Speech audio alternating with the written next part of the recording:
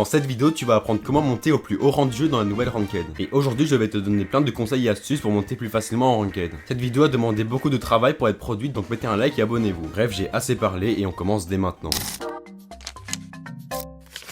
Avant de vous apprendre comment jouer en Ranked, je vais d'abord vous présenter le mode, en quoi il a changé par rapport à l'ancienne version. Tout d'abord, enfin fini les modificateurs. Maintenant, les games se jouent normalement et ça c'est une très bonne nouvelle car ça rend la Ranked plus compétitive et moins aléatoire. Ensuite, les rangs ont été modifiés, du moins l'elo nécessaire pour accéder au rang n'est plus le même. Le bronze commence à 0, l'argent commence à 750, l'or à 1500, le diamant à 3000 elo, le mythique à 4500, le légendaire à 6000, le master à 8250 et enfin le rang pro se débloque à 11250 elo. On peut donc voir une différence énorme entre le master 1 et le rang pro puisque 3000 elo les séparent. On a également accès à 3 brawlers niveau max avec l'hypercharge et tous les équipements à chaque saison. C'est un cadeau de Brawl Stars qui permet aux joueurs qui ne sont pas maxés d'avoir plus de choix lors de la sélection des brawlers. Enfin on a l'apparition d'un nouveau pass à 30€, et ça on s'en fout un peu parce que ce n'est pas un élément pertinent pour votre poche. C'est fini pour la présentation du mode, on va donc pouvoir passer au conseil. Avant de vous lancer, il y a quelques informations importantes à savoir pour ne pas être perdu. Tout d'abord, avant le rang diamant qui se débloque à 3000 elo, il n'y a pas de ban ni de draft. La draft c'est la sélection de brawlers chacun à son tour. Je vais utiliser ce terme tout le long de la vidéo donc retenez-le bien. Bref, en dessous de diamant, ce sont des matchs classiques, vous prenez un brawler et vous jouez. À partir du rang diamant, vous devez chacun bannir un brawler, mais il n'y a pas de draft. C'est une game normale, juste que quelques brawlers sont interdits. Je vous dirai comment faire des bons bans dans la suite de la vidéo. Ensuite, du rang mythique jusqu'en pro, c'est le format e-sport. Vous bannez tous un brawler puis vous faites la draft. Mais attention, à partir de ce rang, vous ne pourrez prendre que des brawlers niveau 11. Et si vous n'en avez pas, améliorez-en. Bon, maintenant que vous savez comment le système fonctionne, on va pouvoir passer aux vrais conseils.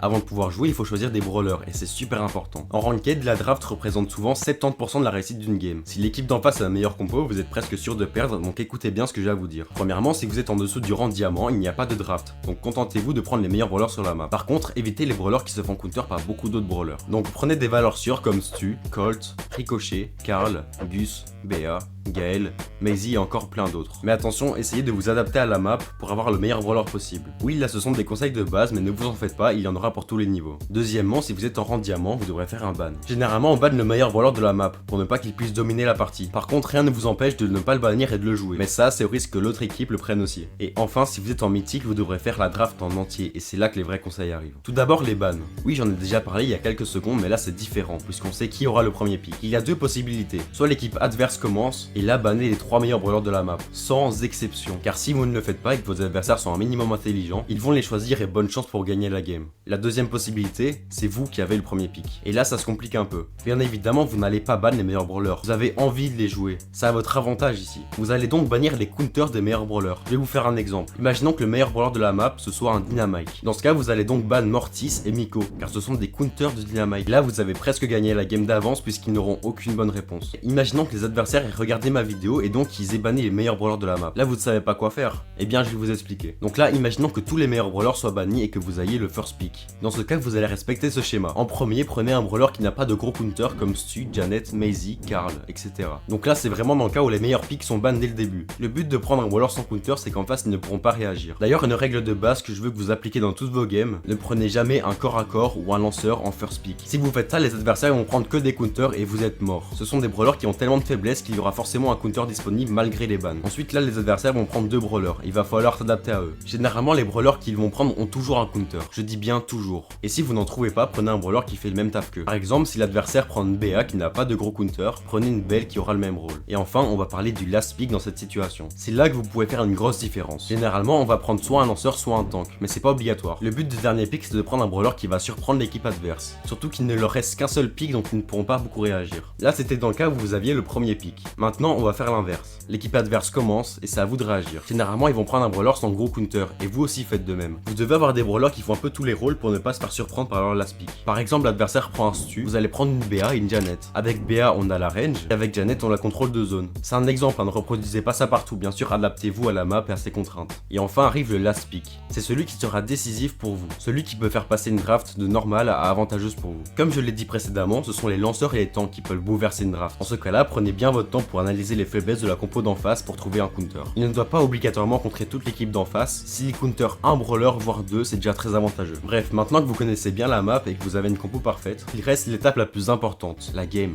Puisque même si vous avez la meilleure compo du monde, si vous avez le niveau de ma grand-mère, vous allez forcément perdre. Ce qui introduit ma dernière partie, comment s'améliorer sur le jeu.